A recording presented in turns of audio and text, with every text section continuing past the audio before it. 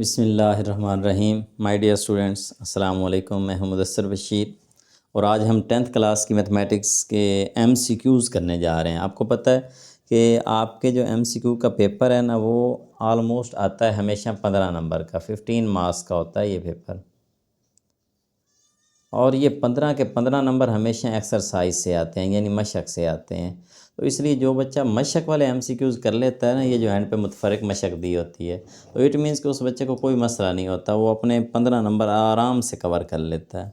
अब देखें यहाँ पे जो फर्स्ट आपका MCQ है ना, पहले वाला, उसमें क्या लिखा है। मैं आपको ये MCQ बुनियादी तौर पे ना समझा के आपको निशान लगवाता हूँ, क्योंकि जब बंदा समझ के लगा लेता है ना निशान, तो वो वाले MCQ आसानी से याद हो जाते हैं, वरना इनको रट्टा लगाना तो मुश्किल होता है। आपने यूनिट किया हुआ है तो आपके लिए ज़्यादा आसान है, नहीं किया हुआ मैं फिर भी आपको MCQ किसी तरीके से अच्छा करके समझाऊंगा ताकि आपके जहन में बैठते चले जाएं।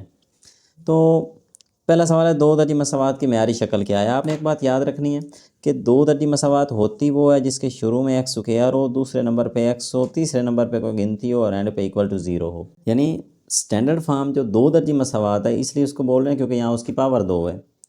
तो अब इनमें देखें कि इसमें तो x की पावर 2 नहीं है, ये तो ऑप्शन रिजेक्ट हो गया। इसमें x की 2 है, आगे x है, आगे गिनती है, हाँ ये दुरुस्त हो सकता है। अच्छा, इसमें x की 2 आगे इक्वल के आगे x है, तो ये गलत है। इसमें x की 2 के आगे 0 आ गया, नहीं ये गलत है। ये वाला जो ऑप्शन है ना, बी आपका, बुनियादी तौर पे आपका यही ऑप्शन दुरुस्त है, इसका बी ऑप्शन दुरुस्त है पहले का। उम्मीद करता हूँ आपको समझ आ गई। नेक्स्ट क्वेश्चन है इसका, सेकंड MCQ क्या है। सेकंड में लिखा है कि दो दर्जी मेयारी मसावात में रकमों की तादाद कितनी है। अच्छा, जो मैंने अभी लिखा ना, ये दरअसल आपको ये पता होना चाहिए कि जो रकमें होती हैं ना, असल में एक जब ये रकम लिखी जाती है ना, तो बीच में हम प्लस या माइनस लगाते हैं। तो ये प्लस माइनस से पहले तक एक रकम होती है, प्लस से अगले प्लस के दरमियान दूसरी रकम, और इस प्लस से इक्वल तक तीसरी रकम। तो बुनियादी तौर पे जो दो दर्जी मसावात है मेयारी शक्ल, उसमें टोटल 3 रकमें हुआ करती हैं। तो ये मेरे पास इसकी 3 रकमें हैं, तो आंसर इज़ 3। तो 3 किस पे है, सी ऑप्शन पे दुरुस्त है। नेक्स्ट MCQ देखें, तीसरा, दो दर्जी मसावात को हल करने के कितने तरीके हैं। याद रख लें 3 हैं, वो 3 तरीके हमारे पास हैं। तो ऑप्शन नंबर इसका फिर कौन सा दुरुस्त हो जाएगा, इसका भी ऑप्शन नंबर सॉरी सी वाला दुरुस्त हो जाएगा। यस, सी ऑप्शन इसका भी दुरुस्त है। दो दर्जी मसावात को हल करने के 3 तरीके होते हैं, वो आपने पढ़ा था। एक दो दर्जी वाला, एक था हमारे पास दो दर्जी फार्मूला वाला तरीका था, एक हमने बदरिया तजज़ी किया था, और एक हमारे पास है तकमील मुरब्बा का तरीका। तो ये दो दर्जे मसावात को हल करने के 3 तरीके होते हैं बुनियादी तौर पे। तो वही आपसे सवाल हुआ कि इसके कितने मेथड हैं। अब यहाँ उसने पूछ भी लिया आपने एक्सरसाइज 1.2 तो की होगी कि दो दर्जे फार्मूला कौन सा है। तो मैं यहाँ निशान लगाता भी आता हूँ।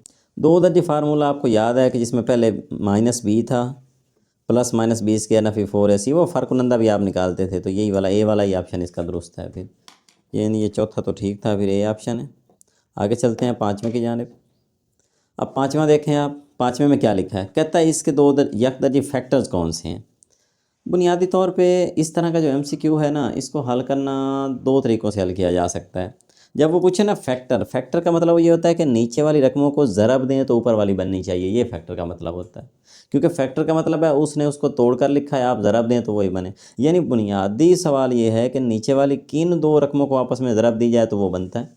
अब देखें, अगर तुक्का लगाना हो तो जब ज़रब होती है ना इस तरह की, यहाँ मैं एक ज़रब आपको दिखा, इस तरह के और भी MCQ आने हैं, इसलिए मैं ये MCQ आपको अच्छे से समझा देता हूँ। मसलन पहले वाला, अब देखें जब मैं ज़रब दूंगा ना, तो ज़रब का एक रूल था हमारे पास कि पहले वाला पहले इससे ज़रब होगा, फिर अगले से ज़रब होगा।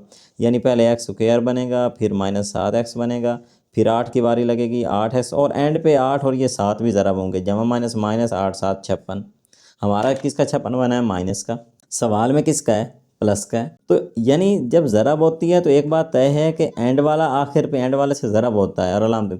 अब देखें, मुझे यहीं से पता चल रहा था, इसका भी अगर मैं एंड वाले को एंड वाले से ज़रब दूँ ना, तो ये माइनस का, ये प्लस का है, तो ये भी एंड पे -56 देगा, जबकि सवाल में प्लस का 56 है। इसका मतलब ये भी नहीं हो सकता। अब ये वाला ये हो सकता है, क्योंकि 8 7 56 और माइनस माइनस जमा, ये जमा 56 दे रहा है, ये भी जमा 56 दे रहा है। लेकिन एक रोला है, उस सवाल के पास बीच में मनफी में है, लेकिन ये तो फुल जमा वाला, तो फुल जमा वाला तो फुल जमा का आंसर देगा, मनफी वाला तो नहीं देगा। इसका मतलब वो पहले रिजेक्ट हो गए थे क्योंकि वो -56 दे रहे थे, ये इसलिए रिजेक्ट हो गया कि ये बीच में मनफी नहीं दे सकता। फाइनली आंसर ये है, सी ऑप्शन दुरुस्त है। अब आप सी वाले को ज़रब भी दे के चेक करेंगे तो यही जवाब आएगा।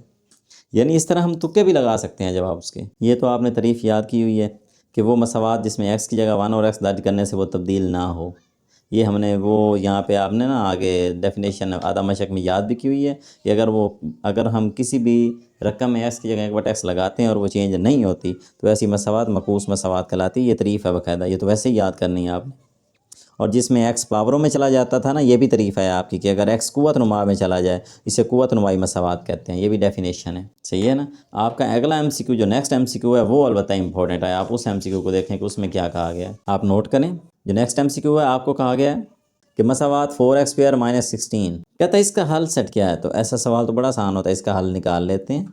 ये देखें 16 उधर चला जाए, यहाँ से x² बराबर आ जाएगा 16, ये 4 इधर आकर तकसीम हो गए, x² = 4, 4 16 4 हो गया। अब इनकी जगह ले लेते हैं, तो देखें x 4 की जब जगह आएगी तो 2 आएगी, +-2 सोल्यूशन सेट में लिखना, +-2 इसका आंसर है। फिर तो ये फिर सी नंबर पे मेरे पास +-2 है, ये आंसर दुरुस्त है। कहता है ये कौन सी मसावात है जिसमें x की 4 फिर x की 3 फिर x की 2, ये जो मसावात 4 से शुरू होती है ना, 4 3 2 1 0 इस तरह चलती है, यही तो मकूस मसावात है जिसका एमसीक्यू हमने अभी यहाँ देखा था कि जिसमें x की जगह 1 और x चेंज किया जाए मकूस होती है। ये दरअसल मकूस मसावात है आपकी। ले जनाब, ये आपके एमसीक्यू थे यूनिट नंबर 1 के। यूनिट नंबर 2 की जानब बढ़ते हैं। क्वेश्चन ये है कि अगर अल्फ़ा बीटा इस मसावात के रूट्स हों तो अल्फ़ा प्लस बीटा क्या होगा। याद होगा आपको, इस तरह के जो सवाल थे ना, मैं एक हल करवा देता हूँ ताकि आपको समझ आ जाए, याद आ जाए। देखें, इसमें से हम अल्फ़ा प्लस बीटा निकालते थे डायरेक्ट। वो पता कैसे निकालते थे, पहले हम लिख लेते थे ए इसमें कौन है 3 है, बी कौन है 5 और सी कौन है -2। तो यहाँ से अल्फ़ा प्लस बीटा बड़ा आसानी से निकलता था, -b और a फार्मूला होता था। यानी ये जो x के साथ रकम होती है ना, इसको a वाली रकम पे तकसीम करना होता है, लेकिन साथ माइनस लगाना होता है। तो -5/3, तो ये इसका आंसर है। तो ये देख लीजिए कि इस मसावात में -b और a, तो यहीं से पता चल जाता है। ये देखें, बड़ी आसानी से पता चल गया, b/a 5/3 साथ माइनस लगना, सी ऑप्शन दुरुस्त है इसका। फिर अगर वो ज़रब पूछता था किसी मसावात की, अल्फ़ा बीटा ज़रब, ज़रब होती थी c/a, ज़रब का फार्मूला हमारे पास था, अल्फ़ा ज़रब बीटा होता था c/a, यानी जो जमा है वो b/a है, ज़रब c/a है, लेकिन इसके साथ माइनस लगानी होती, इसके साथ नहीं लगानी होती। अब देखें, आपकी बार मसावात ये दी हुई है, नई मसावात है। इस मसावात में अल्फ़ा ज़रब बीटा निकालना है ना, c/a, c कौन है 4, a कौन है 7, तो 4/7 इसका दुरुस्त जवाब है। बिल्कुल। कहता है इसके रूट्स कैसे होंगे। हाँ, ये बड़ी अहम बात है, ये बड़ा प्यारा एमसीक्यू। देखें, हमने सवाल भी किए हैं पीछे मशक के अंदर कि जब कोई मसावात के रूट्स का पता लगाना हो ना, तो उसका आसान तरीका ये होता था कि आप उसका फ़र्क कुनंदा निकालते थे। फ़र्क कुनंदा कैसे निकलता था, b² - 4ac। तो यहाँ पे b कौन है 5 है, तो -5 का मुरब्बा -4, a कौन है 4, c कौन है 2। तो ये देखें, -5 का मुरब्बा 25, -4 4 16 2 32। तो जवाब किस में आता है, माइनस में। अगर जवाब माइनस में आ जाए तो पक्की बात है वो जो रूट होते हैं वो गैर हकीकी होते हैं। हमेशा किसी भी मसावात के रूट्स पूछे जाएँ, जवाब मनफी में है तो रूट्स गैर हकीकी होते हैं, क्योंकि इसका फ़र्क कुनंदा माइनस में आया ना, लिहाजा इसके रूट्स भी गैर हकीकी हैं। अच्छा, इससे अगली बात है बड़ी इंपॉर्टेंट कि वो कहता है कि आप ये बता दें कि -1 के जो जदरुल मुकाब हैं वो क्या होंगे। हाँ, आपको एक चीज़ पढ़ाई थी कि पहले आपको पढ़ाए थे 1 के जदरुल मुकाब। देखें, ये कुछ बातें बड़ी इंपॉर्टेंट है यहाँ पे, ये भी एमसीक्यू के तौर पे कि 1 के जदरुल मुकाब हमने पढ़े हुए हैं 1 ओमेगा और ओमेगा स्क्वायर। अब अगर वो -1 के पूछता है ना जदरुल मुकाब, तो जस्ट आपने साथ माइनस लगाते जाना है, ये ऐसे, ये जनाब -1 के आ गए। तो 1 के जदरुल मुकाब 1 ओमेगा ओमेगा स्क्वायर और -1 के जदरुल मुकाब -1 माइनस ओमेगा और माइनस ओमेगा स्क्वायर, यानी कि ए ऑप्शन ही दुरुस्त है। कहता है इकाई के जदरुल मुकाब का मजमुआ क्या होता है। ये भी आपने सवालों में किया हुआ है। ये इकाई 1 को कहते हैं, इसके जदरुल मुकाब वो ये हैं। इकाई के जदरुल मुकाब को जब भी जमा किया जाता है जवाब हमेशा सिफर आता है। तो इकाई के जदरुल मुकाब का मजमुआ हमेशा 0 होता है, और इनको अगर आपस में ज़रब दे दी जाए इन तीनों को, क्योंकि इकाई के जदरुल मुकाब तो यही हैं तीनों, तो इनकी ज़रब हमेशा ओमेगा ज़रब ओमेगा स्क्वायर ओमेगा के 3, और आपको पता ओमेगा की 3 हमने 1 के बराबर साबित भी की हुई है। ओमेगा की ये हमेशा इकाई का जो जदरुल मुकाब की हासिल ज़रब है वो हमेशा 1 है, जमा हमेशा 0 है, ज़रब हमेशा 1 के इक्वल। कहता है अगर ये मसावात होती ax² + bx + c, है ना मसावात ये वाली आपके पास, ये मसावात है ax² + bx + c = 0 है। तो कहता है फिर ये बताएं कि ये जो b² - 4ac है ये तो फ़र्क कुनंदा होता है, ये b² - 4ac ये तो फ़र्क कुनंदा है। कहता है ये <0 है, यानी 0 बड़ा है, 0 की तरफ 2 पॉइंट हैं और फ़र्क कुनंदे की तरफ 1 पॉइंट है, मतलब छोटा है। अब देखें ना, 0 से छोटा क्या होता है, 0 से पीछे तो मनफी होता है, आगे प्लस होता है। इसका मतलब फ़र्क कुनंदा का जवाब किस में आ रहा है, माइनस में। और अभी अभी आपको मैंने पिछले सवाल में बताया कि फ़र्क कुनंदा का जवाब माइनस में आए तो रूट्स हमेशा क्या होते हैं, गैर हकीकी होते हैं, हमेशा गैर हकीकी होते हैं। यहाँ से पता लगाना है कि b² - 4ac का जवाब लेस देन 0 है, रूट्स गैर हकीकी। कहता है b² - 4ac का जवाब ग्रेटर देन 0 है, 0 से बड़ा। अब ये 0 से बड़े का क्या मतलब है, यानी आगे आगे तो प्लस होता है। अच्छा, जवाब जब प्लस में आ जाए ना तो फिर चेक करना होता था, आपको याद होगा कि जो फ़र्क कुनंदा का जवाब आए, अगर तो आया है वो 15, तो 15 किसी का भी मुरब्बा नहीं है। लेकिन अगर वो जवाब 16 आए तो 16 4 का मुरब्बा है। यानी जो जवाब आए अगर वो पूरा मुरब्बा हो तो फिर रूट्स नातिक होते थे, और अगर पूरा मुरब्बा ना हो तो रूट्स गैर नातिक होते थे। तो चूंकि उसने कहा है कि b² - 4ac का जवाब है तो जमा में, क्योंकि 0 से बड़ा है, लेकिन मुरब्बा नहीं है, तो फिर गैर नातिक। ऐसे याद रखना है। ये मैंने सवाल भी करवाया हुआ, लेकिन आपको MCQ में मैं तसल्ली से समझा रहा हूँ ताकि आपको सही पक्का हो जाए। ज़रा नेक्स्ट MCQ देखते हैं क्या कहता है। हाँ, कहता है 1/α + 1/β किसके बराबर है। देखिए, ये ज़ुआफ़ अक्ल का सवाल है। आप अगर यहाँ लिखेंगे ना 1/α 1/β, इन दोनों का एलसीएम लें तो अल्फ़ा बीटा, अल्फ़ा से अल्फ़ा कट गया तो बीटा ऊपर, बीटा से बीटा कट गया तो अल्फ़ा ऊपर। यानी तरतीब सीधी कर लूँ तो ऊपर अल्फ़ा + बीटा, नीचे अल्फ़ा। ये जवाब है। तो आप ज़रा चेक करें कि इनमें से कौन सा दुरुस्त है। हाँ, ये लास्ट वाला दुरुस्त है, ये अल्फ़ा + बीटा अल्फ़ा बीटा, यानी उसी को हल करना था। अब जो ये MCQ है ना कि α² + β² किसके इक्वल है, बात याद रखें तो वहाँ भी स्क्वायर, यहाँ भी स्क्वायर, वहाँ भी स्क्वायर, यहाँ भी स्क्वायर, उधर जमा इधर माइनस, ये क्या हो गया, ये तो गलत हो गया। फिर उसने पूछा ये किसके बराबर है, तो इसके तो बराबर नहीं ना हो सकता, क्योंकि रकम में सेम है, इधर माइनस हुई पड़ी है। और वो सीधे हैं, ये बटे में बैठे हैं, ये भी नहीं हो सकता। अच्छा, वहाँ मुरब्बे हैं, इसके पास मुरब्बा भी कोई नहीं है, ये भी नहीं हो सकता। पीछे बचता सिर्फ यही है, और यही दुरुस्त जवाब है। मैं ये हल करके भी आपको दिखा देता हूँ ताकि आपको याद रहे कि ये कैसे सी ऑप्शन दुरुस्त है। देखे ना, कहता है इनमें से कौन सा वो वाला जवाब दे सकता है, तो ये तो नज़र आ रहे थे ये नहीं दे सकते। इसके अंदर शक है कि पता जवाब वही निकल आए।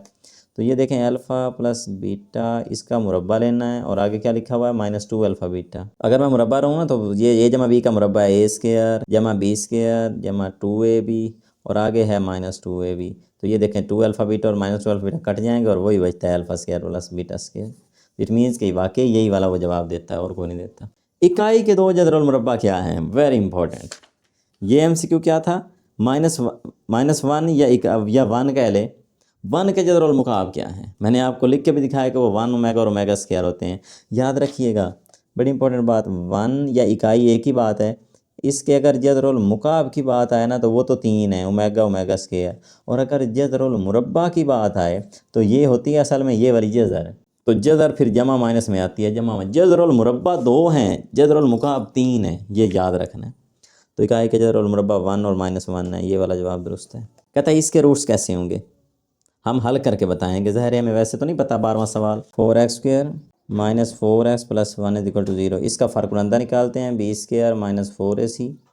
फ़र्क कुनंदा होता है b कौन है, -4x के साथ वाला b होता है आपका, -4a कौन है, 4c कौन है, 1, -4 का मुरब्बा 16, और ये 4 4 16, 16 में 16 ओ। अगर जवाब फ़र्क कुनंदा का 0 आए तो रूट्स हमेशा क्या होते थे, बराबर होते थे। ये भी सवाल किया हुआ है हमने। तो बराबर है रूट्स, बराबर हकीकी जमा में भी है और बराबर 0 भी है। जब ये जवाब 0 आए ना तो फिर रूट्स बराबर होते हैं। कहता है ये आपको एक मसावात दे दी है, ये भी अच्छा सवाल है, ये वाली px² + qx + r। तो फिर कहता है 2α और 2β का मजमुआ क्या है। अब गौर करें, हमें क्या करना है, 2α और 2β का मजमुआ मतलब जमा। तो 2 अगर कामन ले लूँ तो अंदर कौन बचता है, अल्फ़ा जमा बीटा। तो अल्फ़ा जमा बीटा तो हमेशा -b/a के बराबर होता था। इस मसावात में b q है और a p है, तो q/p। तो अल्फ़ा जमा बीटा की जगह -q/p, क्योंकि -b/a होता है ना, तो -2q/p आंसर है। तो कौन, ये देखें पॉइंट नंबर सी पे है जी। फिर मसावात है x² - x - 1 = 0। तो अब क्या कहता है, कहता है 2α और 2β की ज़रब क्या है। देखें 2α ज़रब 2β, तो कितनी बन गई, 4α β। हाँ, ये देखें 4 × α β। α β की कीमत वहाँ से उठा लेते हैं। अल्फ़ा ज़रब बीटा, पहले तो था जमा होता है -b/a, ज़रब होता है c/a। तो c कौन है, -1, a कौन है, 1, -1/1। तो -1/1, तो वो अंदर -1 नहीं रहा, तो 4 1 4, फिर -4 जवाब है। हाँ, ये डी पे दुरुस्त जवाब है आपका। क्या कहता है, कहता है मसावात के रूट्स की अक़साम को क्या कहते हैं। यही तो हम रूट्स की अक़साम निकाल रहे हैं, वो ऊपर निकाली नहीं हमने, और वो हमेशा किससे निकलती है, फ़र्क कुनंदा से निकलती है। फ़र्क कुनंदा का फार्मूला क्या होता है, b² - 4ac। ये जनाब आपका सेकंड यूनिट भी अपने अख्ताम को पहुंचा। थर्ड यूनिट की जानिब बढ़ते हैं। Dear student, unit number 3 MCQ है पहला। कहता है, यहीं से पता चल रहा है, मैं आपको यहाँ से कुछ समझा देता हूँ, फिर बाकी चीज़ें बाद में करते हैं। कहता है ये जो निस्बत है ना A/B, इसमें A कौन है, देखो A पहले नंबर पे है ना, तो A पहली रकम है, बस इतनी सी बात, सिंपल। फिर कहता है X निस्बत Y में Y कौन है, देखो ना Y दूसरे नंबर पे है, तो Y दूसरी रकम है। फिर कहता है ये जो मैंने आपको तनासब लिख के दिया है, A निस्बत B तनासब C निस्बत D, इसमें A और D कौन है। आप गौर करें A और D कहाँ हैं, A और D तो आखिरी रकमें नहीं हैं। तो ये जो एंड वाले होते हैं, एंड वालों को तो हमेशा तरफ़ैन कहा जाता है, और जो बीच वाले होते हैं, ये फिर वही सवाल है, A निस्बत B तनासब C। तो अब कहता है कि B और C तो ये दरमियान में हैं, तो दरमियान वाले क्या होते हैं, वस्तैन होते हैं। ये तो बड़े आसान MCQ है। अगला MCQ समझने वाला है। उसने क्या लिखा है, गौर आपने इस चीज़ पे करना है। क्या लिखा है, A निस्बत B बराबर B निस्बत C। ये देखें, A निस्बत B बराबर B निस्बत C। आप यहाँ पे चेक करें, आप देखें इसमें असल रकमें कितनी आई हैं। एक रकम A आई है, एक रकम B आई है, और एक रकम C। बुनियादी तौर पे 3 रकमें हैं। तो बुनियादी तौर पे इसमें रकमें 3 हैं। अब आपसे वो पूछे कि ये बताओ कि B कौन है, तो B तो दरमियान में है, तो आप कहोगे ये वस्ती है। अगर वो पूछे C कौन है, तो C का तो तीसरा नंबर बन रहा है, वहाँ ना गिनना, वहाँ तो चौथा नहीं। रकमें तो 3 है ना टोटल, ये B 2 बार लिखा हुआ था, तो B का तीसरा नंबर है।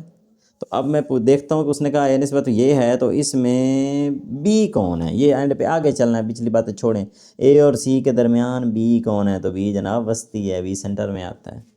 अब फिर देखें, फिर वही है A B C, ये बुनियादी तौर पे ये भी A B और C है, तो इसमें कहता है C कौन है, तो C का तो फिर तीसरा नंबर है, C तीसरा तनासब है। ऐसे आपने जवाब निकालने हैं, यानी बड़े ध्यान से देखना है कि इसमें असल रकमें कितनी हैं, उन्हीं तरतीब याद रखनी है, फिर पता चलेगा।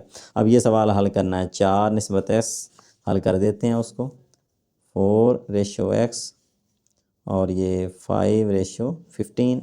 तो देखो हमें पता है तरफ़ैन और वस्तैन ऐसे होते हैं, तो 5 को X से ज़रब दे देंगे, और इधर 4 ज़रब 15 कर देंगे, तो 5X 15 4 60, X बराबर 60 बटा ये 5 इधर नीचे आ जाएगा, 5 12 60। ओके, 12 आंसर है इसका, किधर है, ये आंसर दुरुस्त है।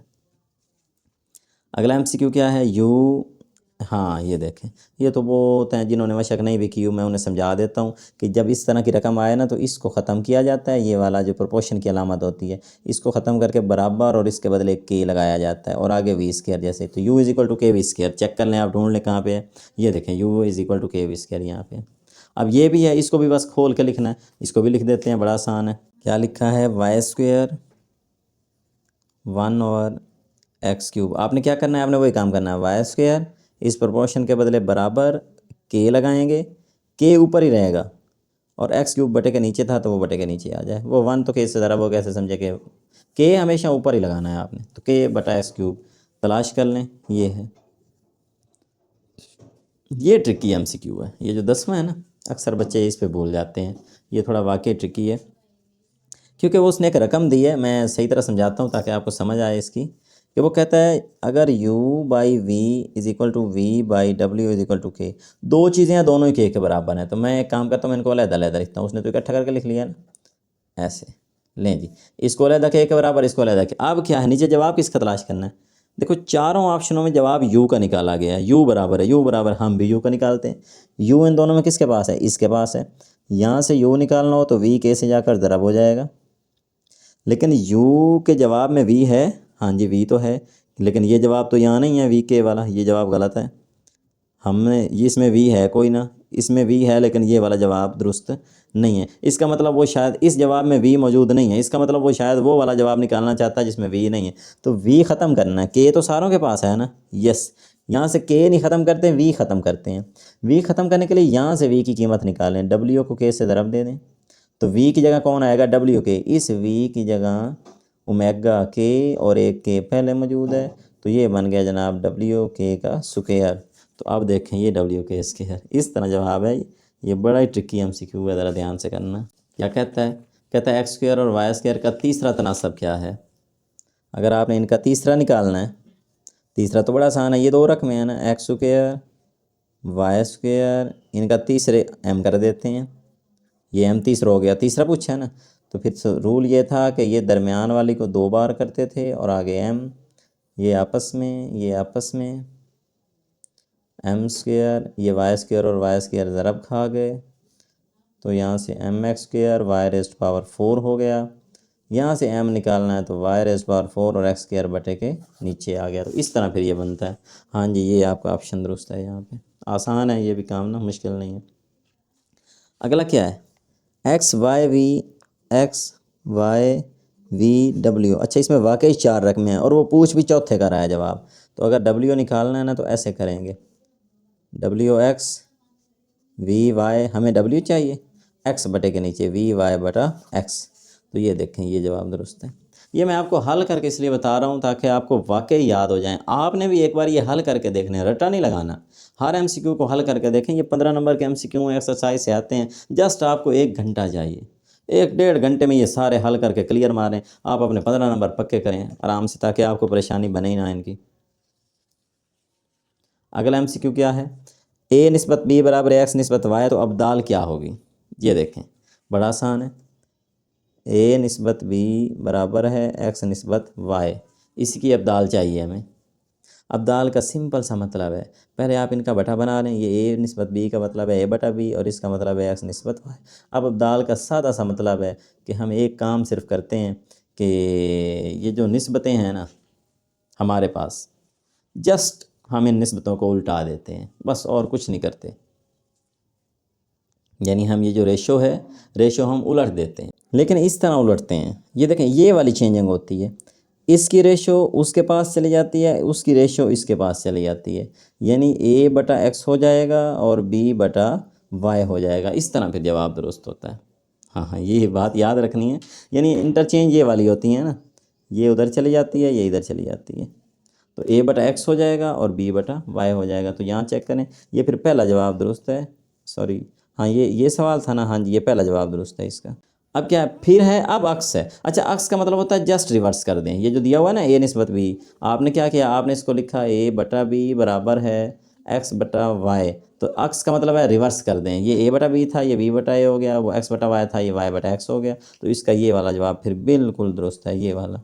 आखिरी सवाल है कि ए बटा बी बराबर सी बटा डी, तो तरकीब क्या होगी। तरकीब सिर्फ इतनी सी होती है कि आप जनाब ऐसा कर दें कि जमा वाली को तरकीब बोलते हैं, तो ये जमा की हुई है, मनफी वाली तरकीब नहीं होती। तो आप ऊपर वाली में नीचे वाली जमा करके लिख दें, फिर ऊपर वाली में नीचे वाली दूसरी साइड पे भी जमा करके लिख दें, तो इसको तरकीब बोलते हैं। तफसील माइनस वाली होती है, तरकीब प्लस वाली होती है। तो ये भी लिखी हुई है, लेकिन ये तफसील है, ये तरकीब है, याद रखना, तरकीब प्लस वाली होती है। यूँ आपका ये यूनिट नंबर 3 भी अपने अख्ताम को पहुँचा। Okay dear students, unit number 4 की बात करते हैं। यूनिट नंबर 4 के एमसीक्यूज आप देखें, मुतफरक एक्सरसाइज है यूनिट नंबर 4 की। हर मशक में कुछ एमसीक्यू तो बड़े इंपॉर्टेंट है और कुछ का है कि सबसे पहला एमसीक्यू है मुमासलत के बारे में ना। मुमासलत क्या होती है, देखिए मुमासलत की डेफिनेशन भी है आपके पास ना, इस यूनिट की आधा मशक में, जायदा मशक है ना, वहाँ पे एक मुमासलत आपको दी गई है। तो मुमासलत आइडेंटिटी इसे कहते हैं इंग्लिश में बुनियादी तौर पर। अब ये आइडेंटिटी क्या होती है, हम कहते हैं कि आइडेंटिटी कहते ही उसे हैं जो हर एक के लिए दुरुस्त हो। तो मुमासलत बुनियादी तौर पे एक ऐसी रकम होती है जो एक्स की तमाम कीमतों के लिए दुरुस्त होती है। ये आपको डेफिनेशन भी करना पड़ेगी। आपसे पूछा जाएगा कि मुमासलत क्या है, तो आपने कहना है मुमासलत उस रकम को कहते हैं जो एक्स की तमाम वैल्यूज के लिए दुरुस्त होती है। शाबाश। फिर देखें n x by d x किस्म का एक फंक्शन है, फाइल है। तो कहता है नीचे वाला सिफर नहीं होना चाहिए, फंक्शन की डेफिनेशन है। नीचे वाली रकम कभी भी 0 नहीं होनी चाहिए, सही बात है। और ऊपर और ये दोनों कसीर रखने हैं, तो फिर ये एक कसर कहलाती है, ठीक है ना। अगर इस बटे में लिखा हो ना तो वो कसर होती है। तो वो वाली कसर जिसका शुमार कुनंदा का दर्जा मखरज से ज्यादा होगा। हाँ देखना, शुमार कुनंदा कहते हैं ऊपर वाली रकम को हमेशा, न्यूमिरेटर होता है, और नीचे वाली रकम को बोलते हैं मखरज, डिनोमिनेटर हैं। 2 रकमें होती हैं, न्यूमिरेटर और डिनोमिनेटर। तो बात यह है कि अगर ऊपर वाली रकम बड़ी हो, नीचे वाली छोटी हो, तो हम हमेशा तकसीम करते हैं। हम कहते हैं ये सही नहीं है, इसको तकसीम करना है। इसलिए ऐसी ऐसी रकम को गैर वाजिब कसर या फिर इम्प्रॉपर इंग्लिश में कहते हैं, इम्प्रॉपर। और अगर ऊपर छोटी हो नीचे बड़ी हो तो अब तो तकसीम की जरूरत ही नहीं होती, ये फिर प्रॉपर होती है या फिर ये वाजिब होती है। इसलिए एक वाजिब कसर होती है, एक गैर वाजिब कसर होती है। गैर वाजिब वो है जिसका शुमार कुनंदा का दर्जा मखरज से ज्यादा हो, वो क्या कहलाएगी, गैर वाजिब। और इसी तरह अगली बात, जिसका दर्जा, ऐसी कसर जिस शुमार कुनंदा की डिग्री मखरज से कम होगी, यानी ऊपर वाली रकम छोटी होगी और नीचे वाली रकम अगर बड़ी होगी तो फिर हम बोलते हैं कि हाँ ये एक वाजिब कसर है। तो ये आसान एमसीक्यू थी। कहता है ये बताएं ये वाजिब है या गैर वाजिब है। आपको एक बात समझनी है, ये जो जब हम डिग्री में बात करते हैं ना, 2x+1 नीचे लिखा हुआ है x+1, मैं एक आपको समझा रहा हूँ फिर आगे आपको समझ आ जाएगी। बुनियादी बात यह है कि यहाँ पे ऊपर वाली जो रकम है उसमें x⁻1 है, नीचे रकमें दो हैं जो ज़रब खा रही हैं। देखें ज़रब में हमेशा ये होता है कि जब ये एक्स एक्स कैसे ज़रब खाएगा ना, इसकी 1 है इसकी 1 है, ज़रब होने के बाद ये एक्स स्क्वायर हो जाना है, आपको पता है इस बात का। तो इसलिए नीचे वाली रकम जब खुलेगी तो जो भी आगे बनेगा, लेकिन इसकी पावर ज्यादा से ज्यादा 2 हो जानी है। इसलिए हम ऐसे खोलने को जाए ना, हम यहीं से गिन लेते हैं कि इसकी 1 है, ये ज़रब हो रहा है, इसकी भी 1 है, तो 1+1 कितनी हो गई, हम कहते हैं नीचे मैक्सिमम पावर 2 बनेगी, ऊपर मैक्सिमम 1 है, ऊपर वाली छोटी नीचे वाली बड़ी। इसका मतलब ये वाकई वाजिब कसर है, हम कहते हैं ये एक वाजिब कसर है, ये एमसीक्यू एक वाजिब कसर है।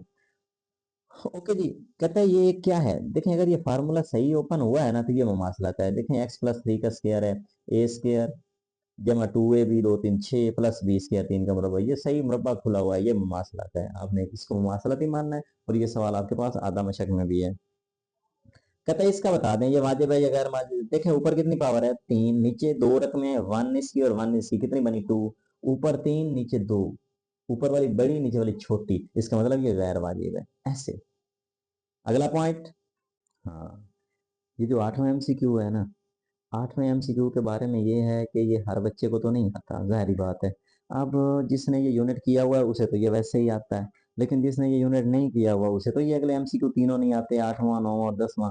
तो मैं आपको एक ट्रिक बताता हूँ कि ऐसे एमसीक्यू वो कैसे करेंगे, क्योंकि उसने कहा है कि इसकी जुज़वी कसूर बनाइए। देखें हमने एक एक ट्रिक याद की हुई है कि जो नीचे रकमें होती है ना, मैं एक में आपको बताता हूँ याद करने के लिए ना, ताकि आपको थोड़ा सा याद हो जाए। हमने ये कहा हुआ है कि जितनी नीचे रकमें होती हैं ना, हम उनको अलग-अलग लिखते होते हैं बीच में जमा लगा के, जैसे x-1 है और दूसरे के नीचे x+2 अलग-अलग करते हैं। पहली ट्रिक। अब इन इस एमसीक्यू के नीचे दो रकमें हैं, इसके जवाब को चेक करें तो हर के नीचे ये दोनों अलग-अलग लिखी हुई हैं। इसका मतलब पहला काम तो उसने सही किया हुआ है, पहला काम तो उसने सही किया, रोला ऊपर है। फिर हमने एक और भी पढ़ा हुआ है कि जो नीचे रकमें लिखते हैं ना, उनमें अगर एक्स अकेला हो ना, जैसे इसमें एक्स अकेला है 1 है एक्स की पावर, तो उनके ऊपर ये जो ए बी सी होती है वो भी एक ही लगती है, ए लगेगा इसके ऊपर बी लगेगा। तो अब आप इसको देखें कि देखे ना, इसके साथ एक साथ एक्स लगा है, ये गलत है, इसमें भी एक के साथ एक्स बी लगा है, पता नहीं क्या है। ये पहले वाला दुरुस्त है, क्योंकि पहले वाले में पहले के ऊपर है दूसरे के ऊपर भी एक एक ए बी सी लिखी हुई है और कुछ नहीं लिखा हुआ, बाकी सारे गलत है। ये बात आपने याद रखनी है। इस तरह आपके एमसीक्यू होंगे। अगला एमसीक्यू देखें, मैं आपको अगले में बताता हूँ। अब अगले में रोला होगा, देखें अगले में क्या है, x+1 है और x² + 2 है। मजे की बात यह है कि एक के नीचे ये होना चाहिए, एक के नीचे ये होना चाहिए। तो देखें x+1 x²+2 सारों के नीचे यही लिखा हुआ है, तो इसका मतलब आप फिर ऊपर देखना पड़ेगा। लेकिन अब एक बात है, x+1 और x²+2 यही दो है ना, ये देखें यही दो है।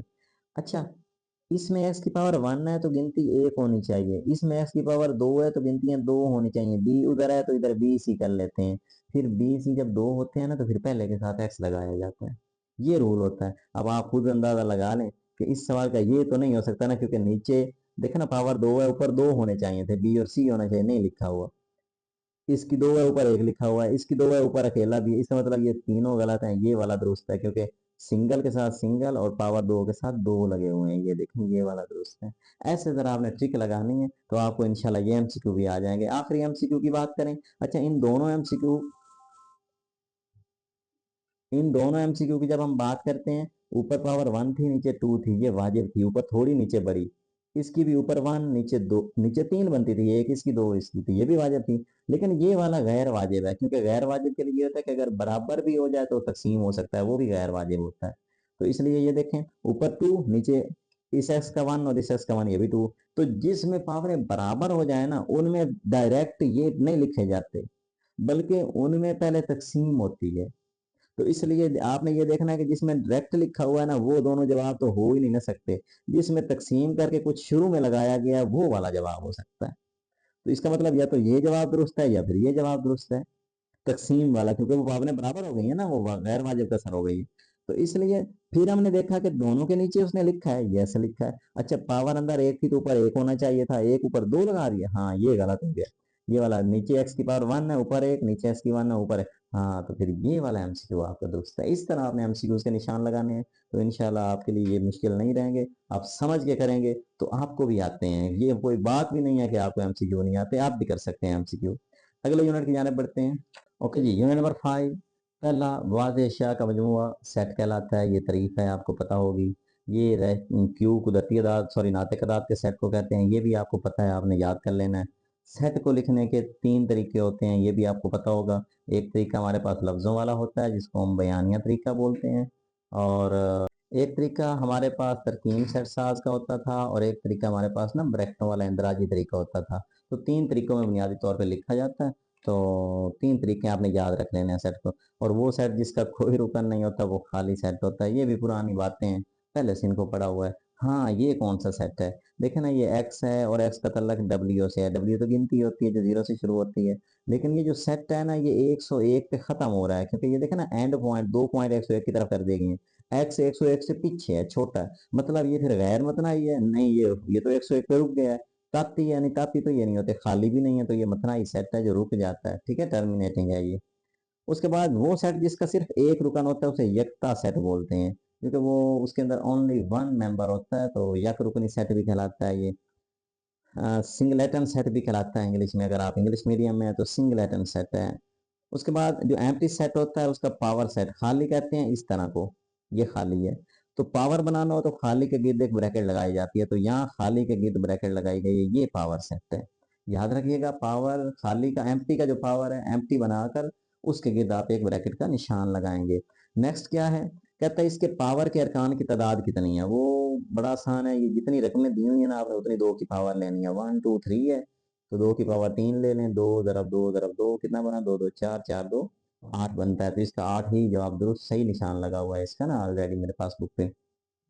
ये जो अगले 4 एमसीक्यूज हैं, 3 ये एक तरह के एमसीक्यूज हैं, बस आपने समझे तो ये पेपर वाले एमसीक्यू हैं, इनमें बच्चे बहुत बोलते हैं। 9 एमसीक्यू उसमें लिखा गया है, आपने पढ़ना है। वो कहता है अगर ए सबसेट है बी का, उसने ऐसे लिखा है ए सबसेट है बी का, ये पॉइंट लिखा है। अच्छा, इसका मतलब क्या है? ये सबसेट का मतलब होता है ए छोटा है बी से। मतलब अगर मैं अपने से बनाऊं ना यहाँ पे ए, अगर मैं ए को लिखूं 1 2, तो बी जो है वो तो बड़ा है, बी को मुझे लिखना पड़ेगा 1 2 3 4। मैंने उससे बड़ा कर दिया है, ऐसे हो गया। तो ये उसकी शर्त पूरी हो गई ना, ए छोटा है बी से। तो कहता है आपने ए यूनियन बी निकालना है। तो देखें ना, अगर ए बी से छोटा हो और दोनों का यूनियन लेना हो, तो यूनियन में तो पहले ए की रकम, यूनियन बी की रकम 1 2 3 4। तो आपको पता है यूनियन में सारे लिखे जाते हैं, तो क्या जवाब आएगा? वो 1 2 3 4, क्योंकि सारे ही लिखने थे ना, तो 1 2 2 से। तो ये 1 2 3 4 कौन था? ये तो बी था। इसका मतलब ए यूनियन बी का जवाब फिर क्या होगा? बी जवाब दुरुस्त होगा। फिर वही सवाल, कहता है अगर ए सबसेट है बी का, तो ए तक आप तो बी क्या होगा? हमने पहले बनाया ना, ए छोटा है बी से। अब इन दो का अगर आप इंटरसेक्शन ले लें, तो पहले 1 2 इंटरसेक्शन 1 2 3 4। तो देखे ना, इंटरसेक्शन का मतलब होता है जो मिलते हैं। 1 उस 1 से मैच करता है, 2 उस 2 से मैच करता है, और कोई मिलता ही नहीं। तो जवाब 1 2, तो 1 2 वाला कौन है? ए। इसलिए ये मैंने हल करके इसलिए बताया है कि अगर एक सेट दूसरे का सबसेट हो ना, तो यूनियन में हमेशा बड़ा आता है और इंटरसेक्शन में हमेशा छोटा आता है। तो ए जवाब दुरुस्त है, वैसे याद रख लेना। और अगर आपको तफरीक करना हो, देखना ए छोटा है बी से, और फिर ए में से ही बी को निकालना है, तो फिर क्या होगा? ए का तो 1 2 है, बी तो इससे बड़ा है 1 2 3 4, तो वो तो इसके सारे निकाल देगा। इसका 1 2 है, उसके बाद 1 2 के अलावा भी है, तो 1 2 से 1 2 तो कट जाएगा ना, तो इसका तो कुछ भी नहीं बचेगा, ये खाली है। इसलिए अगर एक छोटा हो दूसरा बड़ा हो, तो छोटे में से जब बड़ा निकलता है तो फिर पीछे खाली बचता है, पीछे कुछ नहीं बचता। ये आपके पास एक एमसीक्यू जो नेक्स्ट है,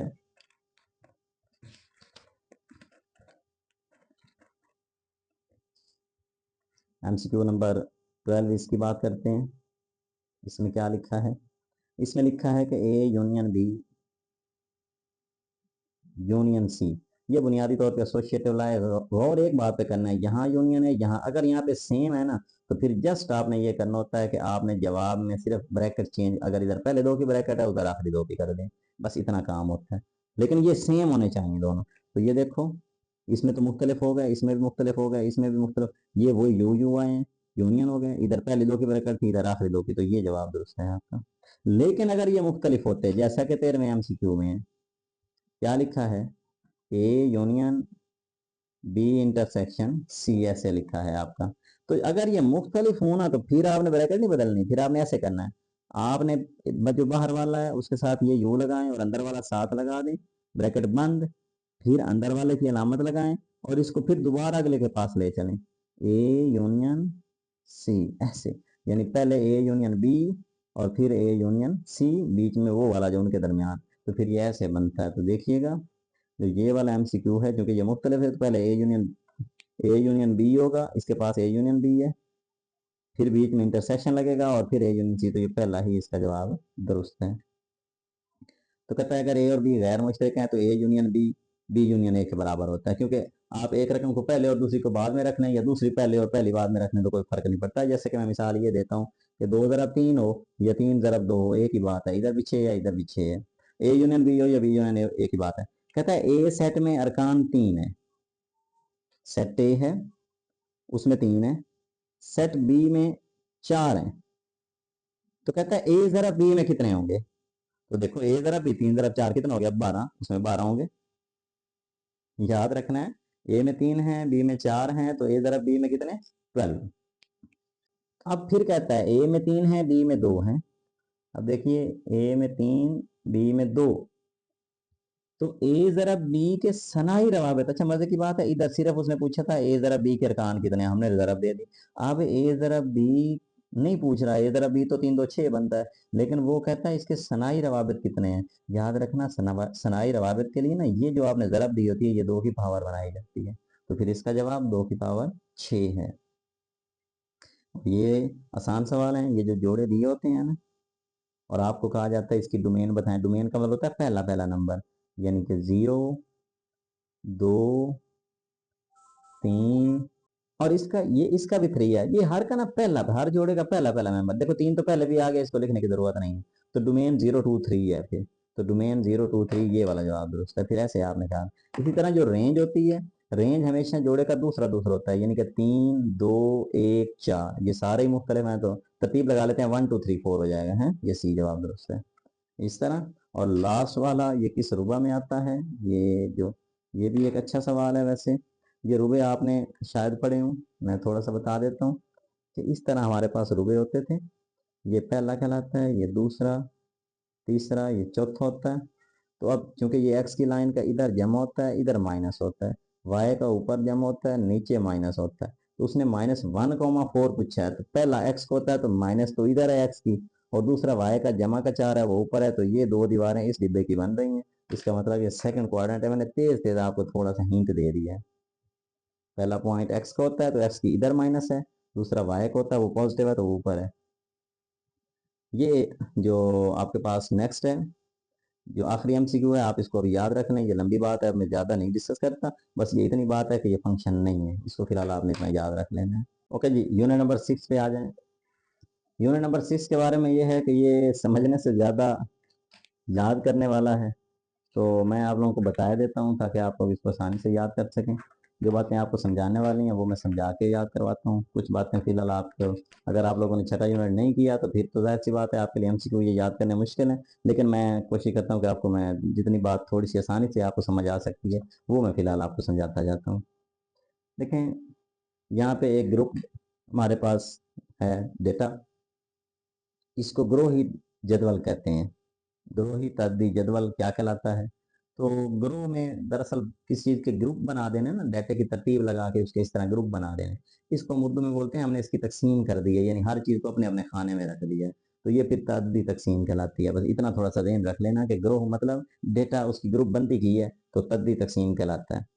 ये जो कालमी नक्शा है ना, ये कालमी नक्शा बुनियादी तौर पे इस तरह के, आपने क्रिकेट मैच देखे होंगे तो इस तरह वो हर ओवर का इस तरह से कोर बना होता है और मुस्ततील में कोई जो बढ़ जाए तो वो लंबी मुस्ततील कोई छोटी, इसको कहिए देखें ना, इसी को कालमी नक्शा कहते हैं। और इसमें आपको पता है ये छोटी छोटी मुस्ततीलें बनी होती हैं, ये इस तरह लंबी शक्लें मुस्ततील होती हैं, तो इसलिए कालमी नक्शा मुस्ततीलों का मजमूआ होता है।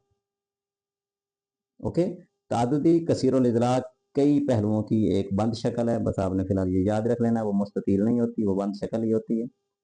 तो क्वेश्चन नंबर 4 है, मजमूई तादुदी जदवल कहलाता है। देखें, कुछ बातें आपको बड़ी डिटेल समझाने वाली हैं, आप इसको फिलहाल आप यूं कह लें कि रट्टा ही लगा लें, फिलहाल कमतर मजमूई तादुदी तकसीम इसका आंसर है। उसकी रीज़न ये होती है कि हम ना एक इसको बोलते हैं कम्युलेटिव फ्रीक्वेंसी में हम इसको लेकर जाते हैं, जिसमें हम साथ साथ ना ऐड करते जा रहे होते हैं। पहले का 2 है, अगले का 3 है, तो हम बोलते हैं कि ये 5 है, फिर अगले का 2 आ गया तो 7 मिल गया, 7 हो गया, तो हम इस तरह ऐड करते चले जाते हैं। तो उसी की सूरत में हम ये बात करना चाह रहे हैं कि वो जो फाइनल उसका आंसर होता है ना, वो एक तरह से एटलीस्ट होता है, उससे बढ़ना फिर मुश्किल हो जाता है।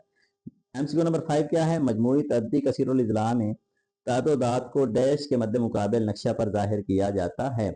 वो उसमें ये होता है कि ये जो हमारे पास आप कोई भी बनाते हैं ना, फॉर एग्जाम्पल मैं इसी कार में नक्शे की बात कर देता हूँ, तो जो वैल्यू होती है ना वो हमेशा हाईएस्ट वैल्यू, हाईएस्ट को बोलते हैं बलाई हद, तो फिर उसके मद्दे मुकाबिल जाहिर किया जाता है, ना कि ये। लेकिन ये मैंने आपको कालमी के बारे में बताया, हमारे पास कसीरुल इजला और होती है, तो उसमें भी आप हद की इसी तरह की सूरत हाल है, आप हद ज़हन में रख लें। फिलहाल आप इतनी बात याद रखें कि बलाई जमाती जो हदूद होती हैं, एंड वाली ऊपर वाली वैल्यू, उसी के मुकाबले हम नक्शा बनाते हैं।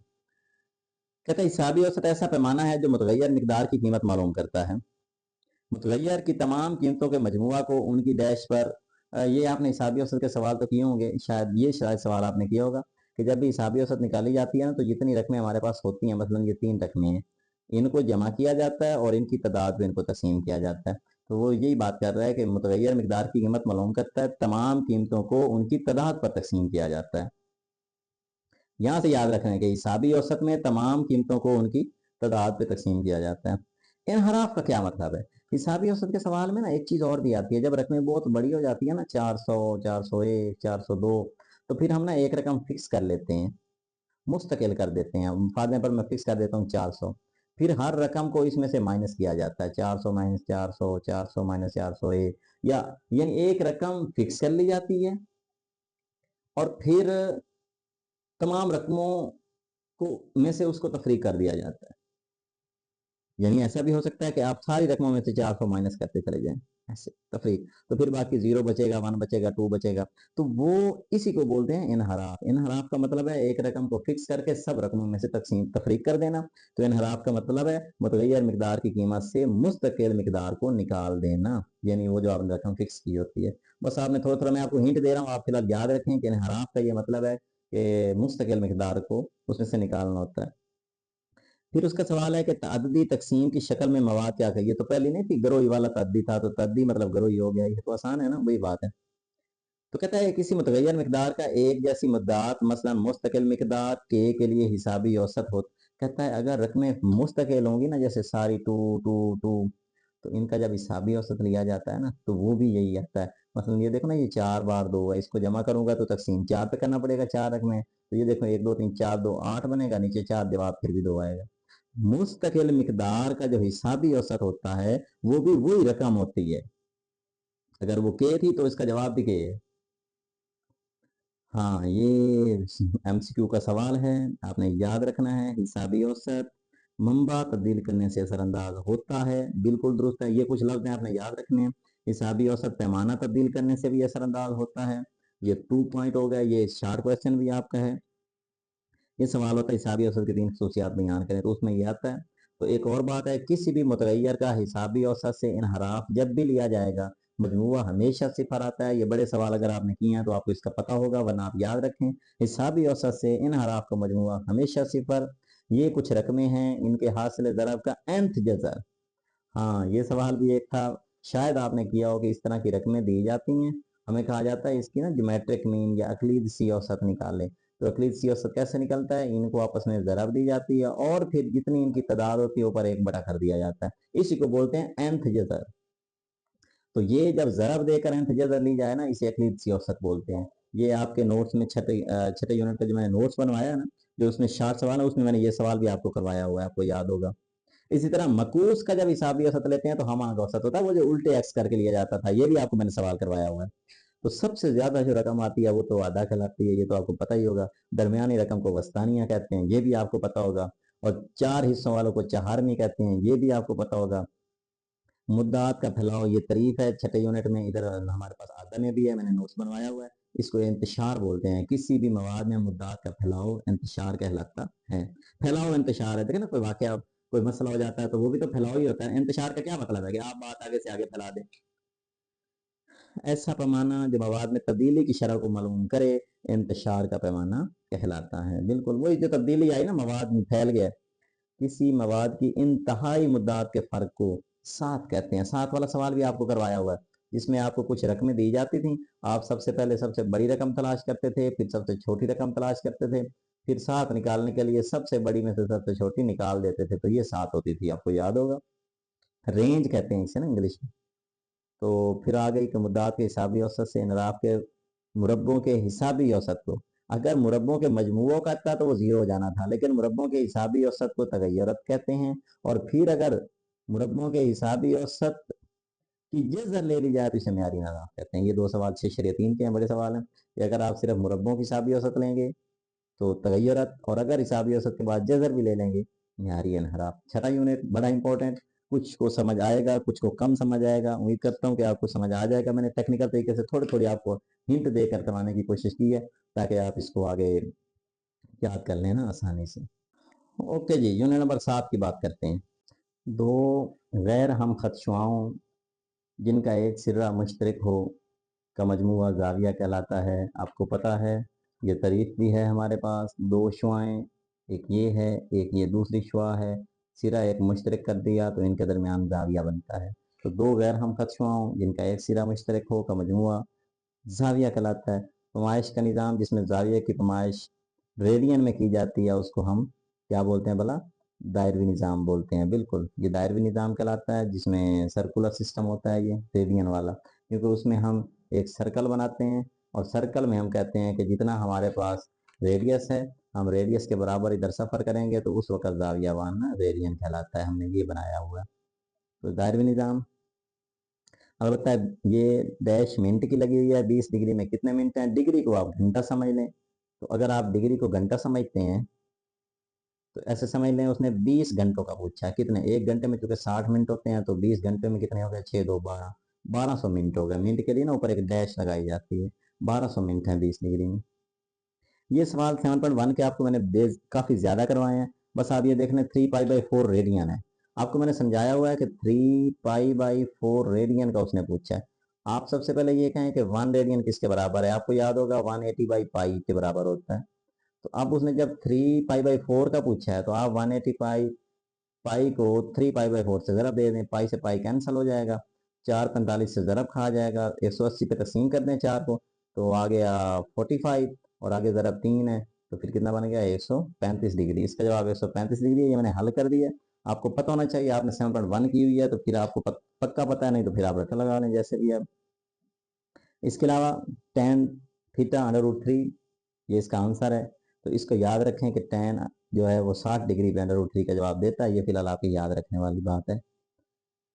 सीकेंड स्क्वायर थीटा किसके बराबर होता है? ये बुनियादी तौर पे जिन बच्चों ने ये काम किया हुआ है उन्हें तो पता होगा, वरना वो कुछ रट लगाएंगे। असल में ना ये होता है 1 + tan square theta equal to secant square theta.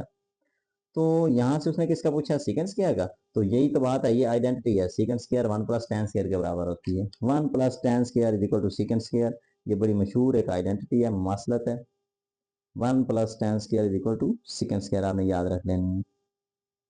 अब ये जो सवाल है ना, इसका क्या जवाब है? अगर तो आपने हल किए हुए हैं तो आप आसानी से इसका एलसीएम लेके हल कर सकते हैं। अगर नहीं किए हुए ना तो फिर आपके लिए प्रॉब्लम है। तो फिर इसको आप रटा लगाएं फिलहाल कि ये 2 सेकंड स्क्वायर है। आप बटे वाला याद रखें। ये 3-4 एमसीक्यू को रटा लगा लें, क्योंकि अगर आपने इनका काम नहीं किया तो ये क्योंकि इसलिए फिर ज्यादा समझाने की जरूरत है। तो अगर जिसने किया हुआ है मैं उसको यहाँ हल करके दिखा देता हूँ। ये देखें, मैं बता देता हूँ कि ये 1/1 + sin थीटा है, और ये है 1/1 - sin थीटा। इन दोनों का लेंगे एलसीएम, तो एलसीएम में ये दोनों आ जाएंगे। 1 + sin थीटा भी आएगा और 1 - sin थीटा भी आएगा। दोनों एलसीएम, पहले ये कट जाएगा, ये ऊपर ज़रब, फिर ये कट जाएगा और ये ऊपर ज़रब। अब उसमें ये होता है कि साइन थीटा से साइन थीटा कट जाता है, 1 + 1 कितना हो जाता है 2, नीचे a जमा b into a minus b, तो पहली का मुरब्बा माइनस दूसरी का मुरब्बा। अब ये हमारे पास मैथ का फार्मूला है कि 1 minus sine square cos square के बराबर होता है, और अगर कॉस स्क्वायर नीचे हो ना तो इसका इनवर्स सीकेंट होता है, वो सीधा बैठ जाता है। तो 2 सीकेंट स्क्वायर इस तरह आता है। बहरहाल अगर वो बच्चा जिसने ये काम किया हुआ मैंने उसके लिए बता दिया, अदरवाइज आपने इसको रटा लगा लेना फिलहाल। सेम इसी तरह कोसेकेंट 45 आपसे उसने एक क्वेश्चन पूछा है कि इसका क्या आंसर बनता है, 1/2 है। तो इसको भी अभी आपके लिए हल करना शायद मुश्किल है। ये 3 एक MCQ हैं जो आपको रटा लगाने हैं। तो आप इसका याद रखें कि 45 वाला 1/2 अंडर रूट है। और इसी तरह सीकेंट और काट, ये 1/sin, यहाँ से कोई नाम याद रख लीजिएगा। इसको मैं हल कर देता हूँ आपको ना, ताकि आपको ये भी समझ आ जाए। सीकेंट कॉट देखें, अगर आपने याद रखना है तो सीकेंट बुनियादी तौर पे 1/cos के बराबर होता है। ओके। और इसी तरह जो कॉट है ये cos/sin के बराबर होता है। तो cos से cos घट जाता है, ये 1/sin आता है। तो इसलिए इसका ये आंसर है, आपने थोड़ा सा याद रखना है। Cosecant square minus cot square का आंसर ये भी आप याद कर लें, ये 1 होता है। अच्छा, आप मजे की बात ये है कि आपको इस पूरी हमारी मैथ में ना अगर आपने छठा और सातवां यूनिट ज्यादा नहीं किए, क्योंकि मोस्टली बच्चे ये नहीं करते, तो इसलिए मैं आपको कुछ पॉइंटों को ज्यादा एक्सप्लेनेशन में नहीं लेकर गया। और चंद एक आपको ये 3-4 MCQ जो है सातवें के रटा लगाने हैं। और वो जो छठे के जो पिछला यूनिट हमने छठा किया उसके 6-7 क्वेश्चन आपको रटा लगाने हैं। इसके अलावा पिछले भी सारे इजी हैं, वो आप सारे हल कर लेंगे। और सातवें से जो अगले हैं वो भी आपको समझ आ जाएंगे सारे, क्योंकि वो छोटी बात से समझ आ जाएंगे। इनके लिए ना पीछे ज्यादा होमवर्क करना पड़ता है, इसलिए फिर यहाँ पे अब इस टाइम में ज्यादा होमवर्क तो आपको नहीं करवाना। आपको जस्ट फिर बताया कि आप इस MCQ को रटा लगाएं या अपने अंडरस्टैंडिंग में ले आए इसको। इसलिए घबराना नहीं है। ये नहीं आप घबरा जाना कि इससे अगले तो बड़े मुश्किल हैं, नहीं, अगले तो इजी हैं, वेरी इजी हैं, लेकिन वो नंबर उन्होंने देने हैं आपके 8वां 9वां 10वां 11वां 12वां 13वां जो अगले यूनिट है ना, सिंपल है, इंशाल्लाह आपको फौरी आ जाएंगे। तो ये हमने एक पार्ट कर दिया, यूनिट नंबर 1 से 7 का पार्ट था MCQ का। इंशाल्लाह अगले लेक्चर में हम यूनिट नंबर 8 से लेकर 13 तक अगले MCQ कर देते हैं। 15 मार्क्स हैं आपके पास, ये थोड़ा सा टाइम आपने देना है और इंशाल्लाह ये 15 नंबर आपके कन्फर्म है। आपने हर MCQ हल करके देखना है। इंशाल्लाह मिलते हैं नेक्स्ट लेक्चर में, तब तक के लिए अल्लाह हाफिज, थैंक यू।